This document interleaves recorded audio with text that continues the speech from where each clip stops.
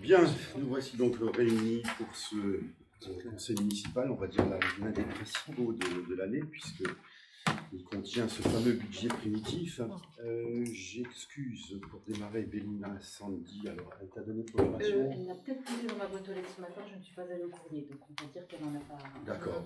Peut-être que oui. Mais en l'absence de ce pouvoir ici, on ne peut pas en tenir compte. Léonard Armand, qui a donné procuration à Francis et Sylvie, si j'ai bien compris, qui nous rejoignent dans quelques minutes. Alors, l'ordre du jour de ce conseil municipal, 4 points. Le procès-verbal de la séance du 22 février 2023. En point numéro 2, le taux des 3 taxes. 3, le fameux budget primitif 2023. Et en point 4, station E, convention d'occupation temporaire du domaine public. Alors, on démarre par le procès-verbal de la séance du 22 février. Non sans avoir précisé que M. Muller a quitté la séance au bout d'un quart d'heure, 20 minutes.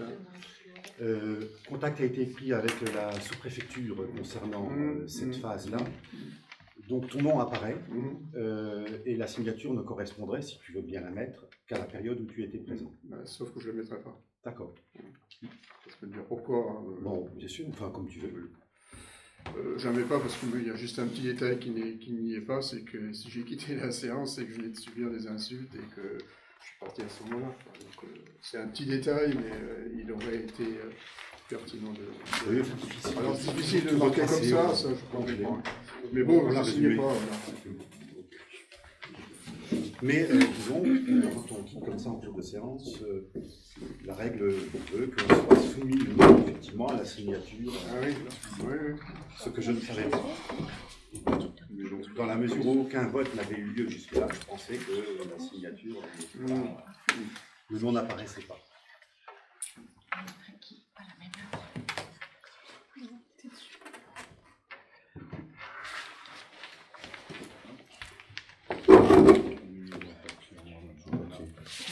Alors, il y a peut-être des signatures pour d'autres séances, Joël. Il y a un petit post-it, oui.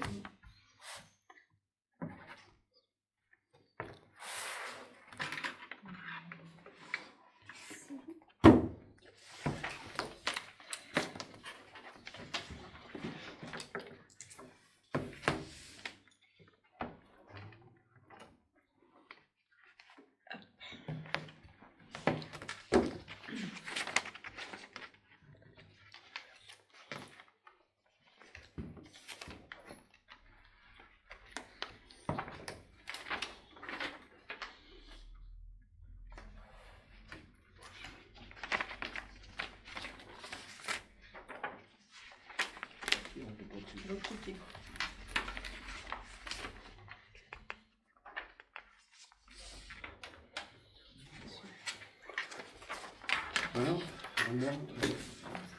je signe aussi, et puis je vais ranger les documents.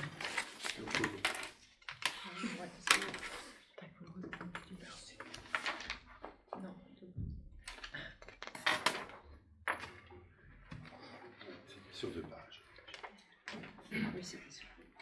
Voilà, l'essentiel de la parole aujourd'hui sera donné à notre adjointe en charge des finances, Carole, qui va retracer les différents travaux qui ont été effectués au cours du dernier mois, avec notamment ce budget primitif, mais aussi et surtout les réunions, faire allusion aux réunions qui ont eu lieu avec M. Piez, le conseiller aux développeurs locaux, ce qu'on appelait par le passé le percepteur ou le receveur municipal, mais qui se fait appeler CDL maintenant.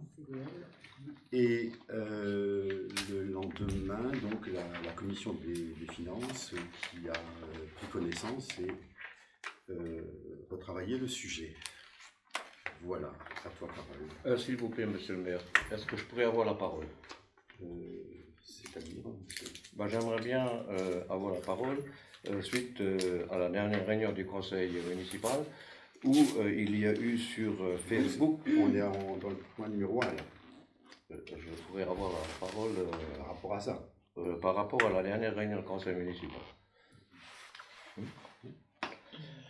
Alors, tout simplement, j'aimerais vous lire un petit texte qui a été mis par l'opposition, frère sauf avec vous, en l'occurrence le marathonien qui est complètement en perte de vitesse. Alors, je vais vous lire ce qu'il écrit, et je suis mis en cause. Encore un conseil dans la droite lignée de ce mandat irrespirable. Une adjointe qui se pense drôle, mais dont le talent est loin de ses ambitions. Un adjoint Mozart de l'insulte, fier de ses outrances, un maire qui laisse mijoter. Médiocre spectacle. Ainsi, lorsque l'adjointe récidiviste considère que la vidéo que nous vous présentons, ce n'est que du cinéma, c'est le terme qu'elle a retenu. Elle est une nouvelle fois à côté du sujet, et il semble hors de portée pour elle de comprendre que c'est tout simplement de l'information. Voilà, maintenant c'est moi. Lorsque l'adjoint éloigné, alors une fois c'est l'adjoint éloigné, une fois c'est l'adjoint alsacien, maintenant tout simplement c'est l'adjoint éloigné insulte l'opposition. Ah non, alors attends, c'est juste au-dessus. Lorsque l'adjoint éloigné insulte l'opposition, il insulte 47% des électeurs, entraînant au passage pour nous une fin de séance prématurée après à peine 19 minutes. Alors moi, tout simplement, à cette réunion, j'ai posé des questions qui étaient tout à fait légitimes et en aucun cas j'ai insulté qui que ce soit. Quand l'adjointe des finances a pris la parole, je l'ai interrompu, je lui ai demandé qui était là à la commission des finances, à la réunion de la commission des finances. Elle m'a cité des noms, bien entendu, le marathonien n'est pas là. Voilà. Moi, j'en peux rien s'il n'est pas là. Ensuite, tout simplement, il a posé une question, l'adjointe des finances lui a répondu, et elle lui a expliqué qu'il n'avait qu'à être là, elle avait tous les documents sous la main, et elle aurait bien expliqué le sujet en question. Et c'est là que j'ai tout simplement dit, mais oui, mais il n'est jamais là, comment voulez-vous expliquer? Est-ce que ça c'est des insultes? Franchement, est-ce que ça c'est des insultes? Non, ça c'est de l'information, c'est tout. Moi je ne vois pas où j'ai insulté. Donc là, chaque fois, je l'insulte. Mais lui, il ne m'insulte pas. Je vous ai cité, une fois c'est l'adjoint ci, une fois c'est l'adjoint là, une fois c'est l'adjoint là. Donc tout simplement, moi je dis que ça commence pas bien faire cette affaire-là. Et ensuite, il y a encore un point qui me chagrine un petit peu, où j'insulterai 47% des électeurs de l'opposition. Franchement, il faudrait qu'il refasse un tout petit peu des calculs, qu'il regarde un petit peu les dernières élections. Et en l'occurrence, les élections départementales, c'est plus 47%. Il faudrait qu'ils se mettent un petit peu au jour. Ensuite même, même ça va même plus loin. 47%, moins 1, on va dire. Puisqu'il y a même un de l'opposition qui l'a quitté. Franchement, alors il faut qu'il arrête de dire que j'ai insulté 47%. Jamais je serai, je viens ici pour insulter l'opposition, en aucun cas. Je comprends pas. Franchement, je comprends pas. C'est chaque fois les mêmes commentaires que je retrouve sur Facebook. C'est toujours Carole et moi qui sont mis en cause. Moi, la dernière réunion, vous étiez présents. En aucun cas, j'ai insulté qui que ce soit. On me dit que j'ai insulté. Voilà. Donc, c'était tout ce que j'ai à dire, monsieur le maire. Je voulais quand même mettre les choses au point. Voilà. Bien. J'ai pas mieux. Moi, j'ai pas mieux. J'ai rien à dire. C'est pas mieux. J'ai pas mieux à dire. C'est triste, mais bon. Moi, mon seul souci, c'est de faire avancer les dossiers pour le bien-être de nos administrés. Et je vous propose, même si à certains moments je peux comprendre la colère de Lucien, j'ai bien compris d'avoir été nommé aussi. Moi, je vous invite juste à regarder la dernière vidéo, les insultes, vous les verrez. Je ne vais pas les retraduire ici, c'est clair. Ça a été dit à 2 reprises. il a insisté lourdement. C'est des vraies insultes, c'est des vrais termes que je ne veux pas reprendre là, vous regarderez la vidéo, et je confirme, et je le redirai fort, c'est des insultes. Et c'est pas la première fois, un coup on m'accuse d'un doigt d'honneur, un coup on me traite de mariole, un coup on dit que je dis des conneries, c'est pas des insultes ça, il faut arrêter. Alors il peut faire son cinéma. Mais ce qui est bien, ce qui me rassure, franchement ce qui me console dans l'affaire, c'est que dans cette histoire, il suffit de lui donner la parole pour qu'il soit discrédité. Donc c'est bien qu'il ait pris... Je suis content quand il prend la parole, ça discrédite lui, et ça vous discrédite vous tous. Donc je suis content quand il prend la parole. Voilà, allez, on va passer à autre chose. Je ne sais pas si ça nous discrédite tous, parce que je crois Bah, que la majorité, on est ça discrédite la majorité. On est nombreux à comprendre sa colère. Simplement, ce que je pense, c'est qu'il ne faut pas donner trop d'importance à cette recherche permanente du rapport de force et de prise en défaut par des questions de forme. Ce que je voudrais rajouter, c'est que pratiquer la haine et la vengeance peut parfois se transformer en une émotion agréable. Moi, je dirais simplement qu'on va laisser celui ou celle qui les pratique se faire plaisir et continuer à avancer, comme je l'ai dit tout à l'heure, pour le bien-être de nos administrés, car ça a toujours été mon souci, le vôtre, c'est notre souci, celui de résoudre le problème de nos administrés et faire en sorte qu'on puisse leur apporter des équipements et des biens complémentaires qu'ils attendent. Et c'est l'objet de cette séance, entre autres, par le point numéro 2, surtout le point numéro 3. Je te cède la parole, Carole. Oui, on va commencer par un point important, mais qui sera court, c'est le taux des 3 taxes. Les 3 taxes que l'on doit donc valider au conseil municipal. Alors, on a pris note que l'augmentation des bases locatives était assez importante, 7,1% cette année. Donc, on a jugé vous proposer de rester vraiment sur ce qu'on a actuellement et ne pas promouvoir de hausse supplémentaire. Les 7,1% de cette base locative augmentera par les faits les taxes en elles-mêmes. Donc, pour rappel, nous avions le niveau intérieur était pour le foncier non bâti à 35,43%, donc qu'on vous propose de garder à l'identique. Le foncier bâti, 25,42%. Et on parle également de la taxe d'habitation. Alors vous allez me dire que la taxe d'habitation ne nous concerne plus, mais pour le coup, ça va concerner toutefois les résidences secondaires. Et cette taxe d'habitation est de 10,62%. Donc les résidences secondaires, selon le dernier recensement qui a été fait, on va parler peut-être de 5-6 habitations sur le village, donc c'est vraiment très peu. On aura la confirmation quand on aura les chiffres effectifs du recensement, mais ça va être janvier 2025 au bas mot. Donc nous, ce qui nous concerne là actuellement, c'est simplement donc de mettre au vote ce taux des 3 taxes, donc à l'identique par rapport au niveau antérieur pour nous, si tout le monde est d'accord. Est-ce que quelqu'un serait contre ou s'abstiendrait? Voilà, donc pour le taux des 3 taxes, on peut noter qu'à l'unanimité, on est d'accord pour garder à l'identique, hormis l'augmentation des bases locatives. Donc le deuxième point qui m'incombe, ça va être donc de vous présenter le budget primitif 2023, donc le budget prévisionnel. Alors notre travail a consisté à équilibrer les comptes en dépenses et en recettes, à reporter le résultat de l'an passé, à garder également le reste à réaliser, et donc à équilibrer avec les recettes et les dépenses.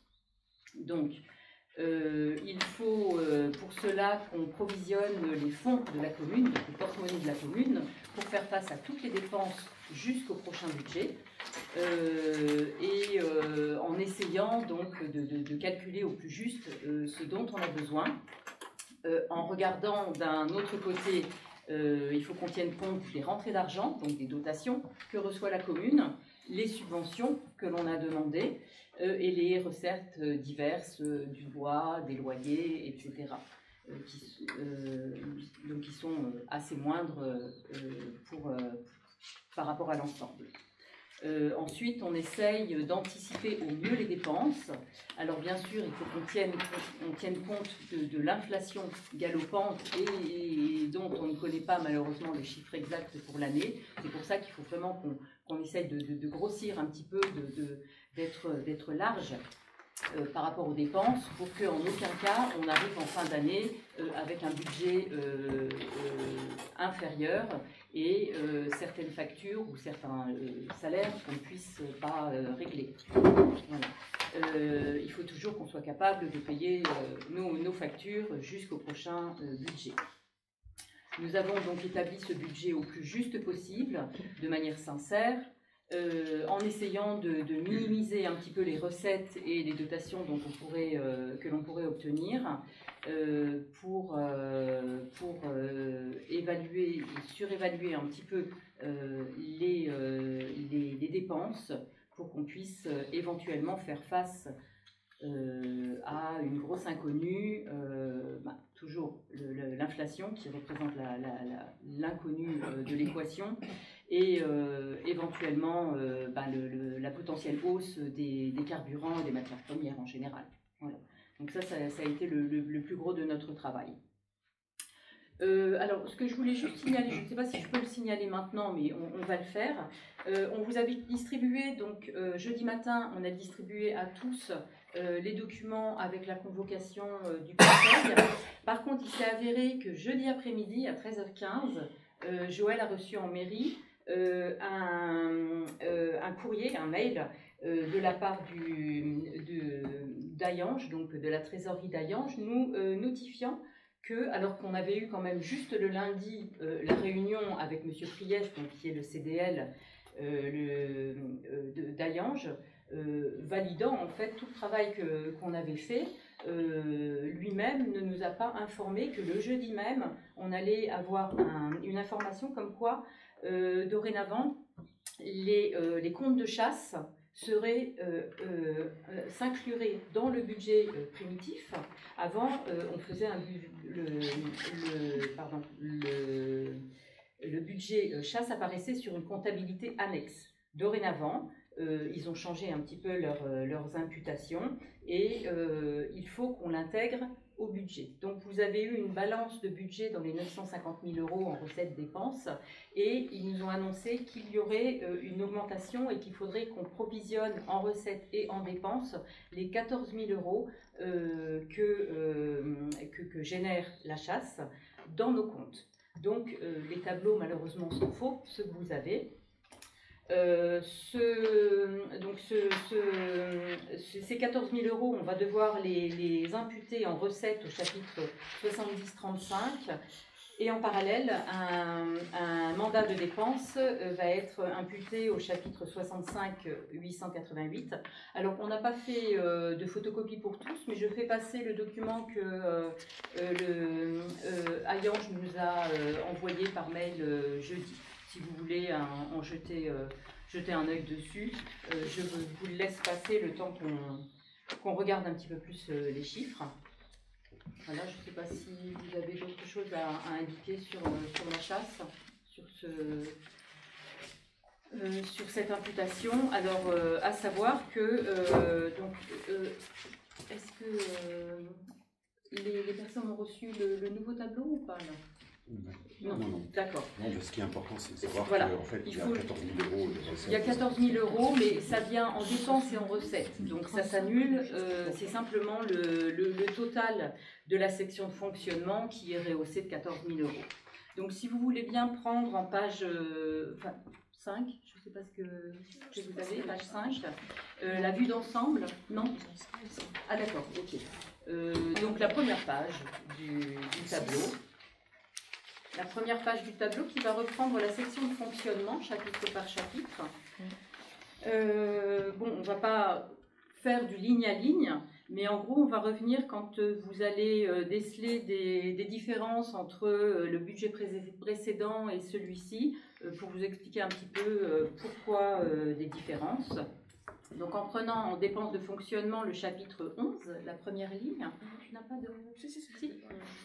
On voit que nous avons donc dans les charges à caractère général un montant de 339 000 euros qui est 40 500 euros plus important que l'an passé. Alors c'est dans ce chapitre-là qu'on va tenir compte de l'inflation pour cette année. Je peux vous interrompre? Oui. Juste, je l'avais déjà dit, ça c'est un peu trompeur, c'est pas une attaque du tout.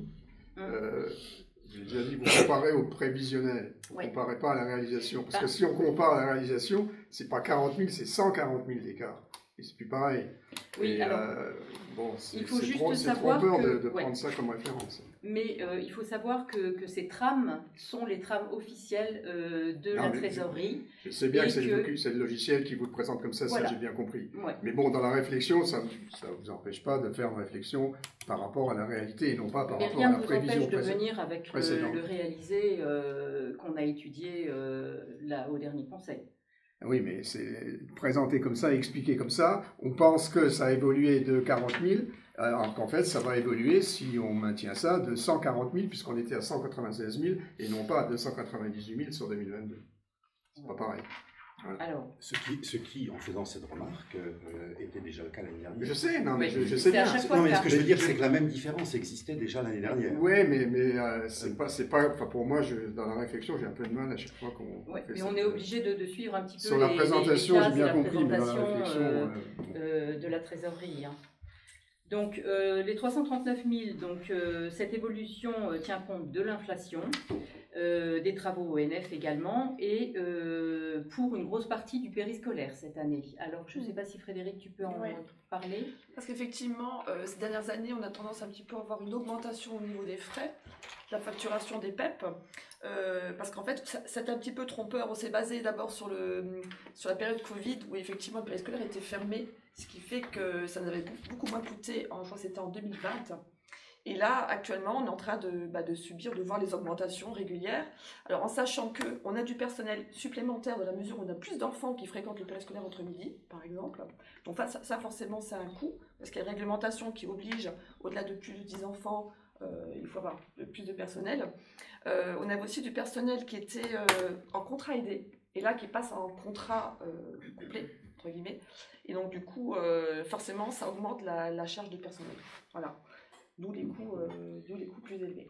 Et pour avoir un certain nombre de chiffres sous les yeux, je peux par exemple dire, et ça confirme malgré tout cette hausse par rapport au compte administratif, les contrats de prestation de services étaient à 39 659 euros l'année dernière.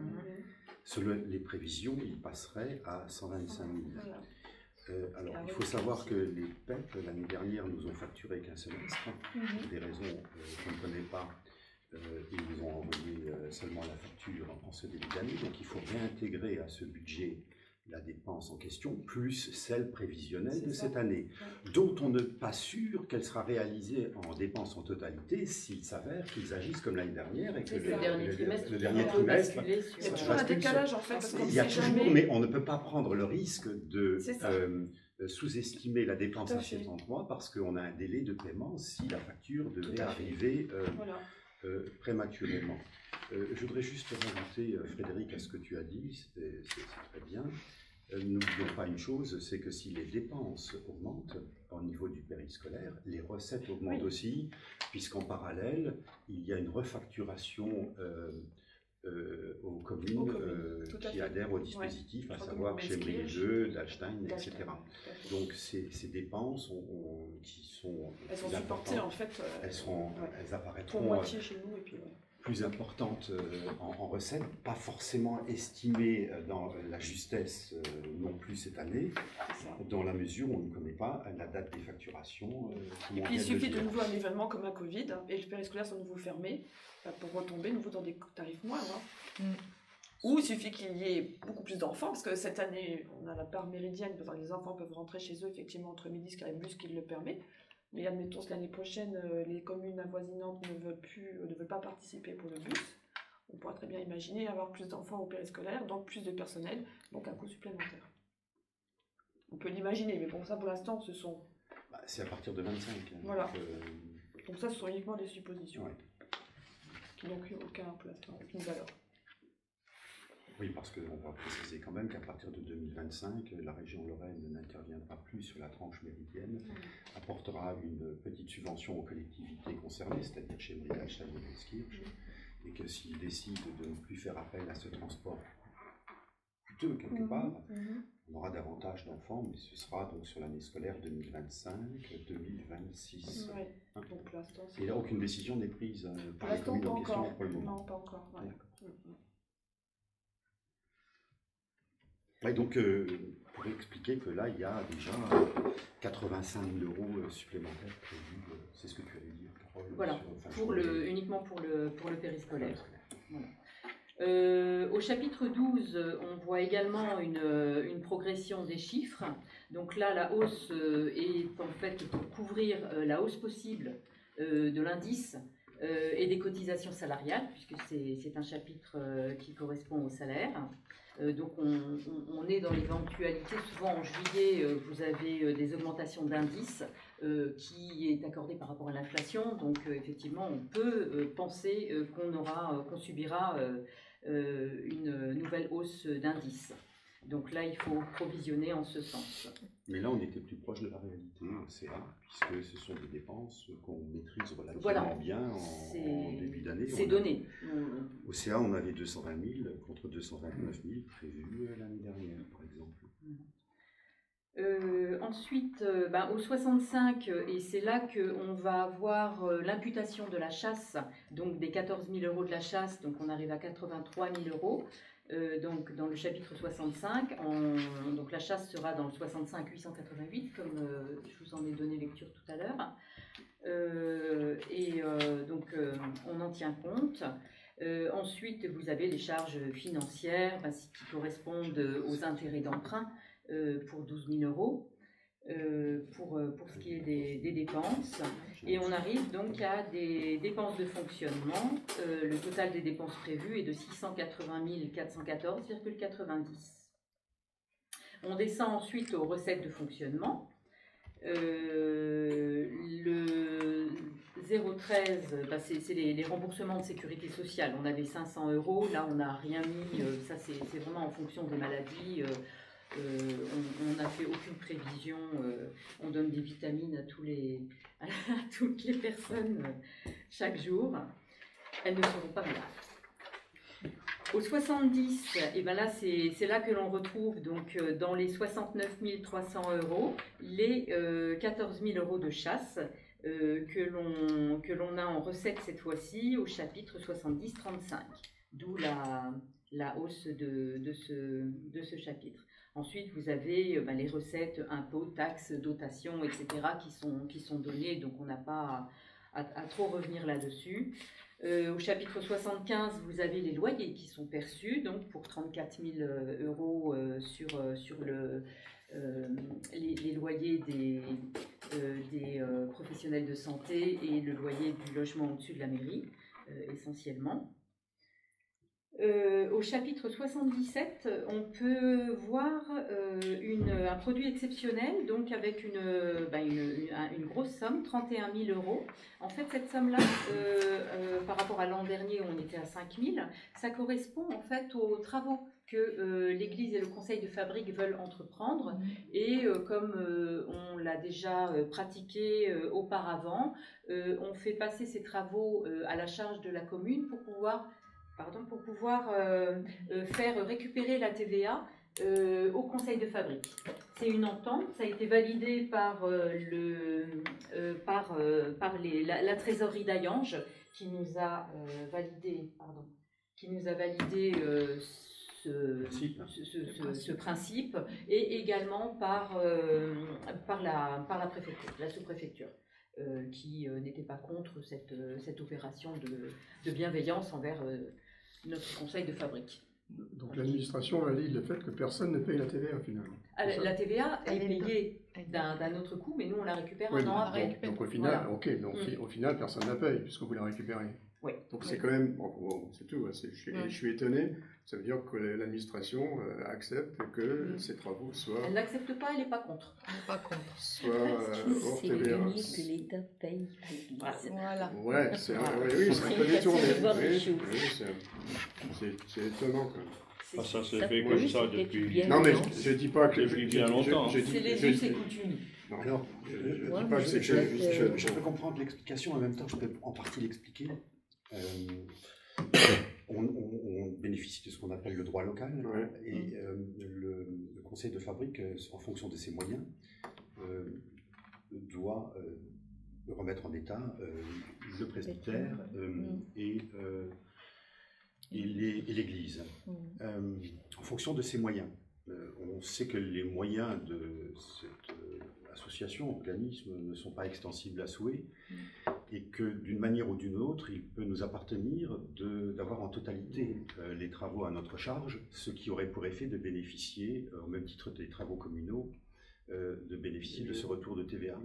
Donc c'est une forme de largesse qui est pratiquée, mais qui est aussi faite pour mettre à contribution les conseils de fabrique. Parce que de toute façon, si ça avait été la commune qui avait pris à sa charge, elle bénéficiait de ces TVA. Mais cette disposition, c'est la même dans tous les départements de Alors France. on est en C'est Alsace-Moselle. On bénéficie Juste chez nous, en oui, fait. le droit Ok, local parce que je ne me concerne disais, que dans le l'Alsace sud, et la c'est pas ça Moselle. du tout. Parce que j'ai À la base, les pensé bâtiments que ces sont bâtiments communaux, tellement, et l'évêché, on est, le terme exact, c'est usufruitier. Donc, alors très rapidement, il pourrait, et ça a été le cas lors d'un mandat de 95 à 2000, on a eu d'énormes travaux sur l'église, on n'a pas du tout à l'époque sollicité le conseil de fabrique, et on a bénéficié du retour de TVA au même titre. Donc là, on va dire que c'est une largesse de l'administration qui consiste à mettre en contribution le conseil de fabrique. Désolé, Madame la Présidente. D'ailleurs, tu as le droit de participer au débat, parce que là aussi, on s'est posé la question. D'habitude, lorsqu'on est directement concerné par une association, on quitte la salle. Ouais. Et le percepteur nous a dit que tu n'avais pas à le faire, dans la mesure où c'était pas seulement toi cette fois-ci, c'est l'ensemble des paroissiens et des administrés par la même. C'est pas que moi. Et pareil, quand on travaille les 3 taxes, par exemple, on serait obligé de sortir tous, puisqu'on paye tous les taxes, donc ça n'a pas lieu d'être. C'est pas une délibération entachée d'illégalité, donc tu restes présent. Non, mais il faut faire attention à ça aussi, quoi, parce que parfois on peut être amené à reprendre une délibération parce qu'une personne ne veut pas y participer. Je me suis posé la question pour voir si Sylvie pouvait rester ou non. Voilà, donc là, d'où les 31 000 euros que l'on aperçoit au compte 77.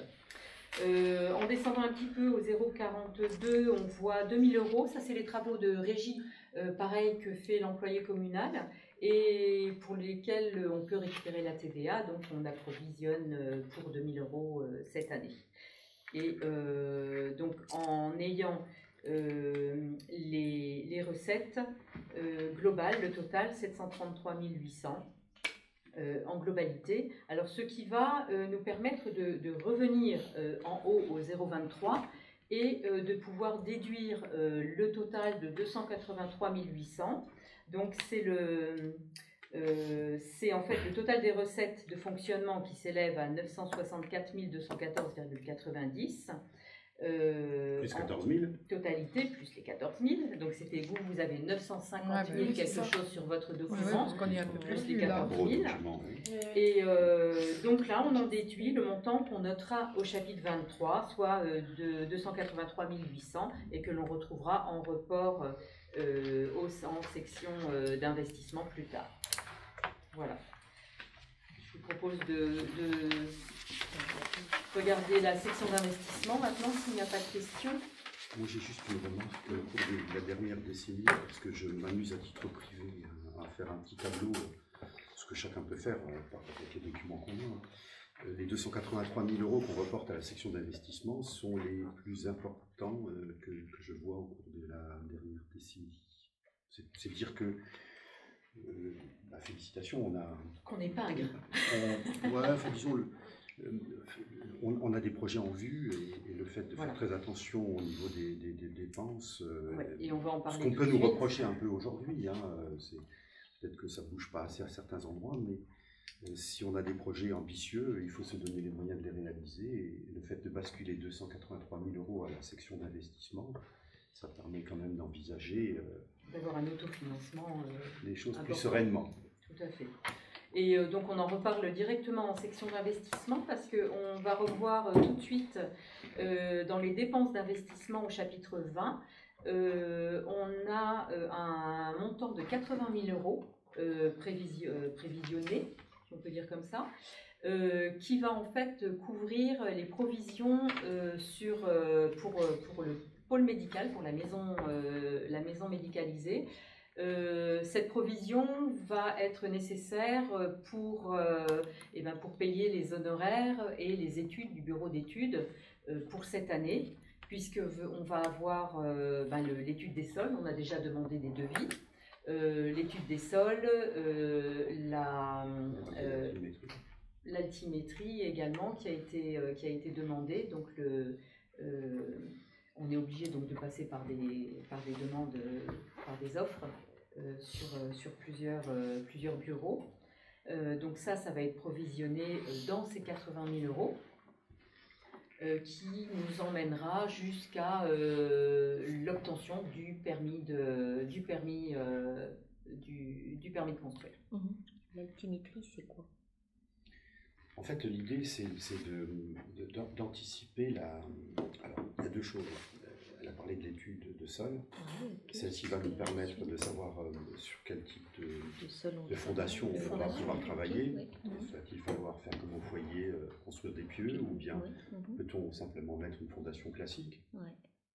Et les relevés d'altimétrie vont nous permettre de savoir à quel niveau le bâtiment minimum doit être par rapport aux réseaux qui sont à proximité. On a le réseau d'assainissement, il va falloir évacuer les eaux usées, les eaux pluviales, etc. Et puis également de savoir en fonction des dénivelés du terrain, quelles sont les hauteurs, déjà se faire une idée sur le coût que l'opération va coûter au niveau des fondations. D'accord. Parce que si on doit rehausser de 40 cm, par exemple, les bâtiments sur la surface, ça a un certain coût. Pour une meilleure évacuation, on n'a pas obligé de... C'est un terrain humide, il faudra un peu le surélever quand même. Mais l'idée, c'est de provisionner effectivement jusqu'à l'obtention du permis. Alors on va dire c'est des études, ça fait beaucoup. Il faut savoir qu'aujourd'hui on travaille avec un bureau d'études qui s'appelle SEBL et que ce bureau d'études va nous suivre jusqu'au choix des matériaux dans un premier temps. Le choix des matériaux va dépendre en partie de l'étude de sol et de l'étude altimétrique qui va être réalisée dans les semaines qui viennent. Après cela, le bureau d'études va encore nous aider à choisir un architecte. Et l'architecte, lui, on peut estimer, alors on peut estimer, il ne faut pas trop faire d'estimation, mais je regarde Francis, c'est en général entre 10 et 12% du montant des travaux que demande l'architecte pour constituer le dossier de consultation des entreprises et poursuivre le chantier en question. Donc aujourd'hui, l'idée c'était de provisionner suffisamment d'argent permettant d'arriver jusqu'à la dépose du permis de construire. Permis de construire, si on veut parler un peu de délai, il s'agit d'un bâtiment recevant du public qui peut durer jusqu'à 6 mois, ça peut être traité en 3 mois, comme ça peut aller jusqu'à 6 mois. Donc l'idée c'est de, compte tenu des délais prévisibles, prévisionnels sur le dossier en question, on va dire qu'on essaiera de voir si on peut obtenir la fin de l'étude sur le choix des matériaux pour juin, après que les études en question soient faites. Qu'ensuite, on va arriver l'été. Est-ce que pendant l'été, on va lancer l'appel d'offres? On va essayer, mais bon, pas forcément tout le monde va répondre sur le choix du milieu.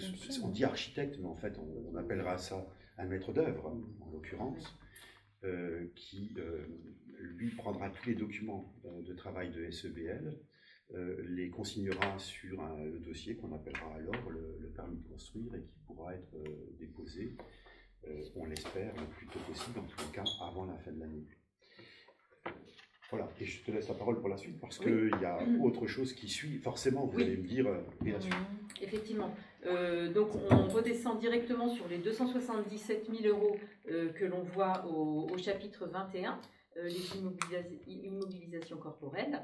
Donc là-dedans, on va retrouver les travaux de l'église, cette fois-ci en TTC, qui seront imputés dedans. Mais dans ces 277 000 euros, on va retrouver, donc on ressort les 44 000 euros de reste à réaliser, qui sont pour la grosse part, 38 000 euros à peu près, des travaux de forêt, d'ONF. On a surtout, donc, dans ces 277 000, une provision de 30 000 euros déjà pour l'achat du terrain pour le pôle médical également. C'était pas 40 000? Oui, c'est une provision. C'était 42 000. 42 000. Plus les frais de notaire, on va dire 47 000. Dans les 277 000 en question, il y a des prévisions de travaux qui peuvent concerner, je regarde Francis, des bâtiments communaux.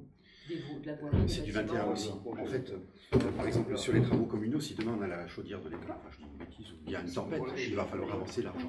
Donc on a provisionné, alors ça n'apparaît pas, mais bon, moi j'ai un document de travail avec Carole qu'on a réalisé et qui nous permet de dire, voilà, Francis part déjà dans l'esprit où si besoin il y a, une tempête demain, on a déjà 30 000 euros pour pouvoir pallier à ce genre de choses.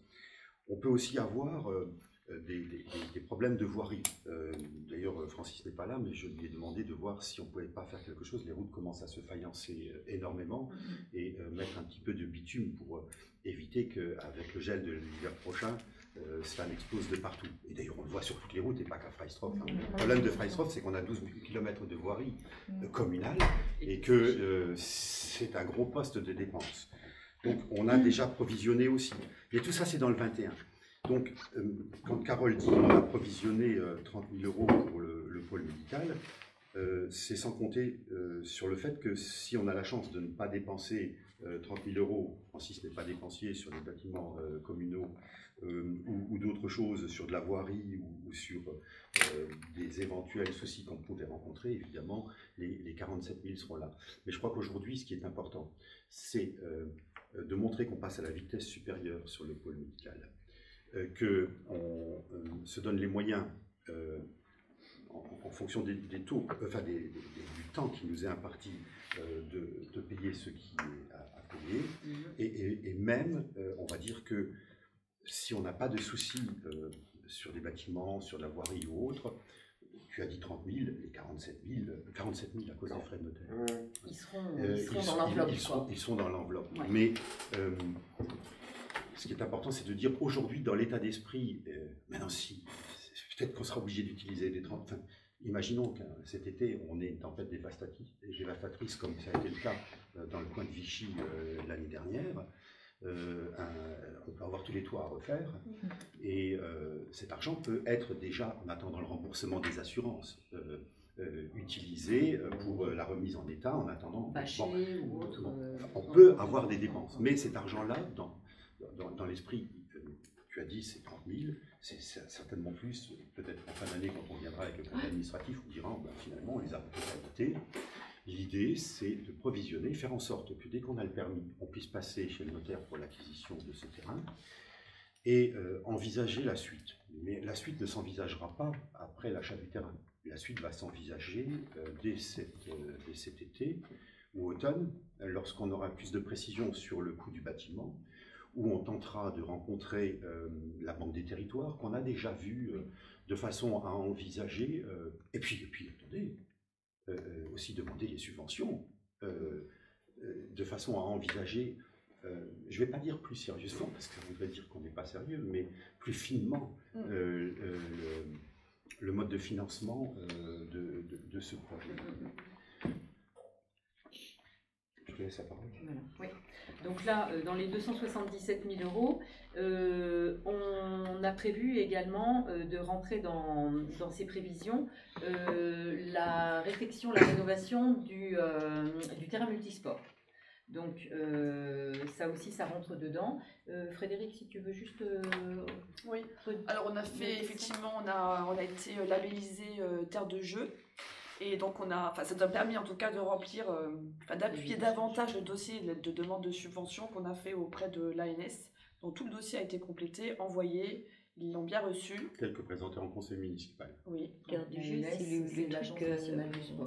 les Jeux Olympiques. Oui, le c'est machin, exactement là. ça, voilà. Paris. Ça, c'est un petit point en plus, le fait d'avoir été labellisé, ça apporte aussi quelque chose de... Voilà. Et donc voilà, donc les dossiers sont partis, le dossier est parti, il a bien été réceptionné. Maintenant, on attend les subventions. Au départ, elles pouvaient être d'environ 80%, mais il semblerait qu'il y ait beaucoup de dossiers qui étaient envoyés par les collectivités. Donc, ça sera peut-être plus du 80%, ça peut être du 70, du 60, ça, on n'en sait rien pour l'instant. On n'a pas de réponse à cela. Donc, on attend une réponse... Dans les 9 mois qui suivent, voilà Oui. ce que j'ai lu sur le courrier en Oui. question. C'est ça. C'est combien votre budget? J'ai pas soit sur le terrain multisport. 102 000 euros, 102 000 100 euros 000. de TTC, 102 000 hors subvention. Voilà. Non, si on n'obtient pas toutes les subventions, toute la subvention, on peut très bien solliciter de la DETR ou bien de la C'est DSIL. cumulable, Ça. oui. Mais on ne pouvait pas le faire avant, puisque légalement, on n'a pas le droit de dépasser C'est 80%. Or, le maximum qu'ils sont censés attribuer, c'est 80%. 20%, ouais. Donc ça veut dire que lors d'un prochain conseil, on peut être amené à solliciter une Ouais. autre subvention si on a une mauvaise surprise, Tout à fait. ou si par exemple on ne nous donne que 40%. C'est ça. Mais il faut attendre la décision Tout à de fait. l'ANS. Oui, tout à fait. C'est l'ANS, l'Agence Oui, nationale du L'Agence sport. nationale du sport. Et tu as des délais temps là, pour subventionner tel ou tel organisme, ou tu peux le subventionner à n'importe, enfin, faire une demande de subvention à n'importe quel moment? Alors, ce sont des collectivités locales, territoriales, qui peuvent subventionner le département, la région, c'est aussi l'État.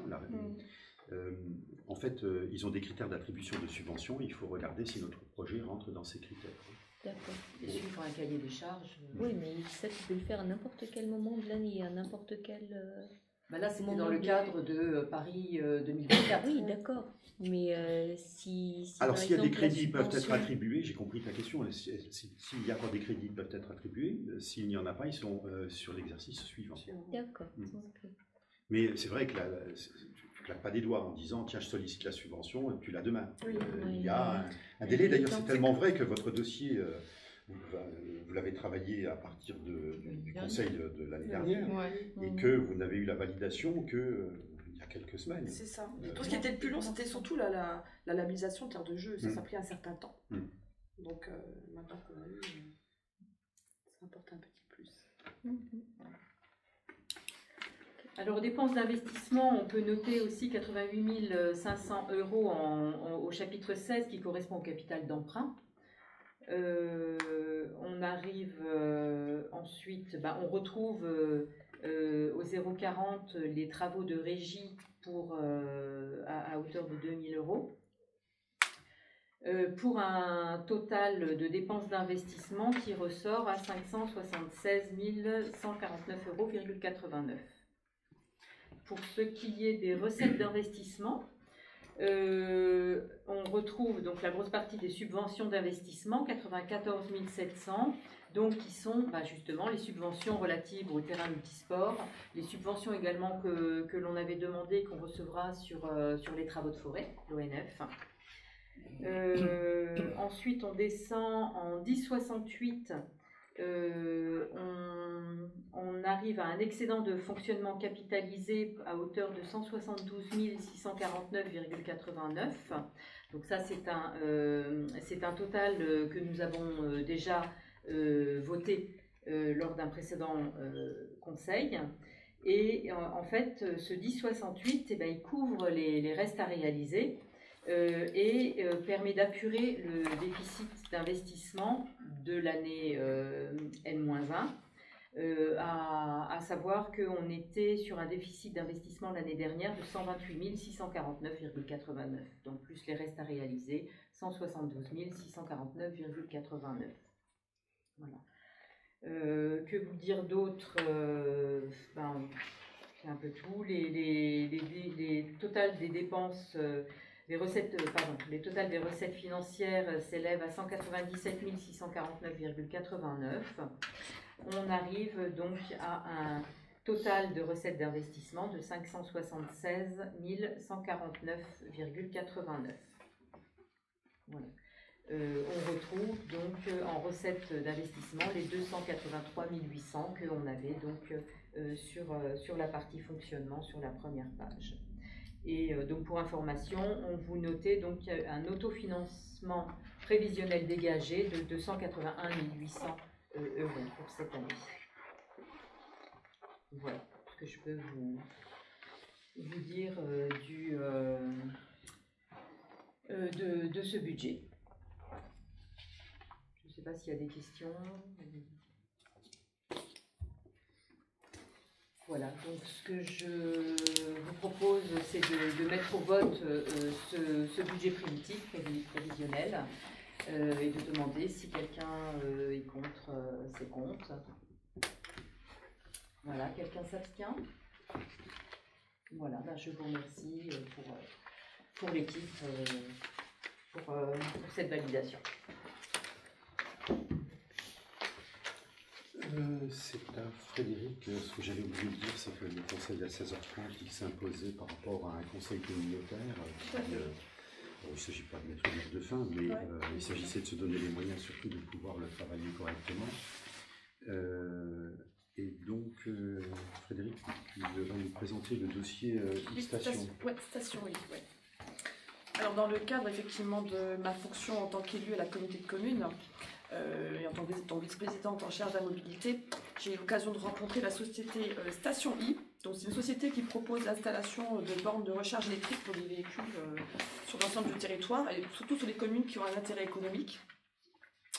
Donc là, vous avez été destinataire d'une convention. Alors, ce qu'il faut savoir, c'est que sur l'ensemble du territoire, à peu près 140 communes de la CCB 3F, seules ont été plus ou moins les communes qui ont été retenues de par leur intérêt ont été les communes de Rethel pour 2 sites, la commune de Sierck pour 2 sites, la commune de Vaudrechin pour 1 site, celle de Bouzonville pour 2 sites, celle de Frestroff pour 1 site. Actuellement, Bretnac pour 1 site, mais Bretnac, bon, c'est pas. Monsieur Crouet pense que ça n'aboutira pas, parce qu'il n'y a pas vraiment d'intérêt. Donc, comme vous avez été destinataire de la convention, je suppose que vous l'avez tous et toutes lu. Ce qu'il faut surtout dire, je ne vais pas revenir sur tous les points, ce qu'il faut surtout retenir, c'est que ça ne coûtera strictement rien à la commune. C'est la société qui s'occupe de tout. On va même avoir droit à une petite contrepartie financière, vu qu'ils vont payer une redevance au titre des emplacements loués. Alors, il y a à peu près 6 mètres carrés, enfin, l'emplacement sera de 6 mètres carrés, et donc ils ont estimé à la valeur au mètre carré de 50 €, ce qui fait qu'on touchera chaque année 300 €. Ça n'a rien à voir avec ce qui est prévu. Pardon, pas tout ça à voir. Non, par site ou... Non, c'est juste notre site à nous. Donc ça sera notre site à nous. Voilà, donc ça sera 6 mètres carrés. La borne sera installée sur 6 mètres carrés. C'est une borne rapide, je ne sais plus qu'est-ce qui... Alors, ce sera effectivement en charge rapide. Alors, ce sera du 24 DC, c'est le courant continu, charge rapide. Il m'explique à peu près pour 45 minutes de charge, on est à peu près entre 70 et 80% de la charge du véhicule. Semi-rapide. Voilà. Après, il me dit souvent c'est les 20%, les 20 derniers pourcents qui sont les plus... Ça n'a rien à voir avec ce qu'on avait validé au niveau du CISCODIP il y a l'année dernière. Ah non, Parce qu'au CISCODIP, on avait validé la mise en place de bornes à échéance donnée, et ça générait un coût pour la commune. Alors par contre, effectivement, ce qui est intéressant, c'est qu'on a cette chance, c'est que finalement, on est intéressant pour cette société, dans la mesure où il y a un intérêt économique, parce que ce n'est pas une société qui fait ça gratuitement, sans contrepartie, bien sûr, en tout cas pour elle. Et pour le CISCODIP, ce sont les communes qui ne pourront pas bénéficier de cet avantage-là, entre guillemets, et qui, elles, devront effectivement solliciter l'aide du CISCODIP. Mais on avait été mis dans un planning. Tout à fait, oui, tout à fait. Voilà. Ce qui n'empêche pas, si l'aventure, le système fonctionne bien et si on en ressent le besoin, de passer par le CISCODIP moyennant subvention et... voilà. Alors, on pourrait éventuellement le faire, mais je pense que cette société-là, d'ailleurs, c'était indiqué, on peut rallonger, on peut encore rajouter une borne supplémentaire. Si ça fonctionne très bien. Voilà, si ça fonctionne très bien, ils n'y verront aucun intérêt. Enfin, ils ne verront et pas. C'est intéressant pour la commune. Tout à fait. Là, Parce que là, sur le site, il y aura une borne. Il y aura ça sera une double borne, en fait. Oui, Ça sera, oui, tout à fait. Ça sera pour 2 véhicules, en fait. On aura une borne pour 2 véhicules. Et alors, si, juste pour un petit peu, bon là, on a vu déjà avec Francis, il était déjà sur place et on a pu voir un petit peu où est-ce que ce serait le plus judicieux. Parce que ça, c'est pareil. Si vous voulez, nous, on décide avec la société, mais la société aussi, il faut qu'elle trouve un intérêt à la base. Et donc Francis a bien été donc avec ce monsieur Coué. Et l'emplacement le plus idéal, ce serait donc du côté du foyer, du côté des cuisines. Il y a un petit parking. Côté chaudière. Côté chaudière, il y a un petit parking d'environ 5 places. Et donc ce serait au milieu, au niveau d'avant. Donc il y aurait 2 places qui seraient vraiment dédiées à cette borne. Que vous dire de plus? Ils pratiquent les tarifs réglementés, donc c'est les contrats bleus. C'est un tarif à 37 centimes le kilowatt. Pour le paiement, ce sera du paiement en carte bancaire ou en carte station I. Après, il y aura peut-être des avantages. On pourrait éventuellement être vendeur de ces fameuses cartes. Il me disait qu'on pouvait l'activer après avec un QR code, aller sur Internet, avoir des points supplémentaires. Il faudra voir par la suite ce qu'on décide à ce niveau-là. On peut imaginer, alors comme je disais, en contrepartie, effectivement, ils ne le font pas comme ça, juste parce que ça leur fait plaisir. Forcément, s'ils vont y trouver un avantage. Donc, dans ces fameuses bandes, si vous avez un petit peu l'image qui vous apparaît, enfin, que vous avez dans le document à la page, voilà, tout à fait à la fin, dans l'annexe 2, vous voyez dans ces boîtiers, vous avez des racks, différents racks. Alors, ces racks-là, en fait, ils les prendront selon l'intérêt que vont porter des opérateurs. Alors, Monsieur Crouet pense que les opérateurs les plus importants, ce sera essentiellement des opérateurs téléphoniques. Parce qu'il y a quand même une estimation, que ce soit commune, toutes les zones ne sont pas forcément bien couvertes. On peut aussi estimer la possibilité d'un accès d'un opérateur tel que la Poste ou Amazon, qui pourront proposer des colis pour les personnes, par exemple, pour tout ce qui est livraison de colis, ou pour la Poste d'ailleurs. Et tout ça dans la même surface. La même surface, voilà. Donc en fait, les opérateurs, en fait, c'est eux qui vont payer la société Station U pour pouvoir s'installer à cet endroit-là. Et donc c'est là-dessus que la société Station U va se financer, entre guillemets. Voilà. Donc ça, c'est un contrat, comme vous l'avez vu, de 12 ans. Et au-delà de 12 ans, soit on continue, et si on n'est plus d'accord, si on arrête, si la technologie évolue, si on veut arrêter, ils reprennent tout. En fait, vraiment, on ne prend strictement rien en compte, ils prennent tout en charge. Tout ce qui est boîtier, c'est pareil pour les boîtiers électriques, il m'a dit, donc ils créent leur propre point de livraison, ils ont leur propre compteur électrique, les raccordements, c'est avec Enedis. Voilà, donc on n'a rien du tout à la charge de la commune. Voilà. Donc, ce que je vous demande juste, voilà, si vous êtes d'accord pour signer cette fameuse convention avec la société Station. C'est pour quand? Alors là, si elle est signée maintenant, la société, donc je la recontacte demain, on signe un papier la semaine prochaine, il va envoyer donc un service technique, et ça peut se faire d'ici la fin de l'année, largement d'ici la fin de l'année. Je crois que la mise en place se fait rapidement. Oui, mais là par exemple, sur Retail, ils sont en train, c'est en cours. Dans la journée. Ah oui, pour l'installation, oui, une fois qu'ils sont, ça effectivement, après il faut juste qu'ils travaillent, qu'ils voient avec Enedis comment... Ah oui, voilà. tout à fait. Voilà. Ça c'est le plus gros, forcément, c'est la partie la plus... Mais l'intérêt de l'emplacement, c'est le On est transformateur à côté du Oui, transformateur. tout à fait, voilà. Ouais. Ça peut être ça. Voilà, est-ce qu'il y a des questions à poser? Ok, donc je vais passer au vote. Si tout le monde est d'accord effectivement pour signer cette convention. Alors qui s'oppose? Qui s'abstient? Bon, je vous remercie. Merci à vous. Bien, l'ordre du jour épuisé, mais s'il y a des questions, il va y répondre.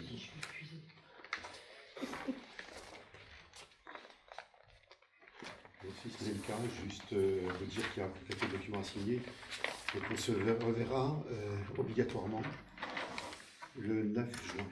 Le 9 juin, tous les conseils municipaux concernés par les sénatoriales seront obligés de se réunir et de désigner leurs représentants pour le vote des sénateurs qui aura lieu en septembre. Donc c'est un vendredi, c'est une date qui nous est fixée et c'est tellement vrai que si je ne vous convoque pas, je risque d'être démis de mes fonctions dans la semaine qui suit. Voilà ce que j'ai lu comme circulaire venant du ministre de l'Intérieur tout récemment.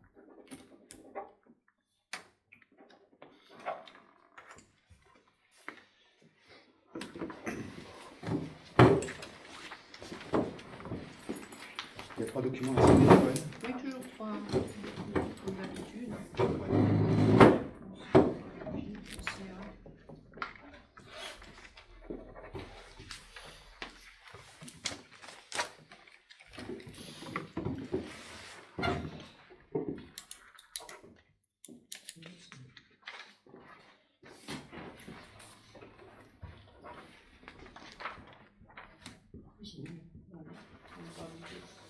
Les taxes, il n'y a pas à signer pour les taxes, c'est juste le budget. C'est juste le budget. Voilà. Le fait de signer, c'est pas forcément l'approuver. Hein. Je veux dire, de toute façon, il sera noté dans la délibération que vous n'avez pas. Ah oui, donc on peut signer. C'est une sorte de présence. Vous avez Ah assisté, oui, ok. vous avez assisté au débat. Oui, on va marquer. On marquera. Pour les contre, tout ça sera Oui, noté. oui.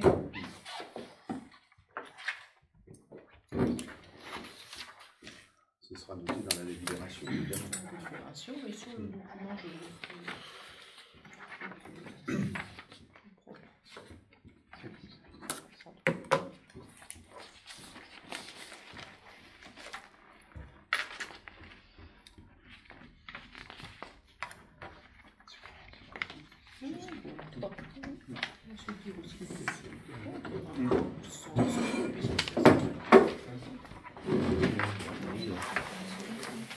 Voilà, la séance est levée.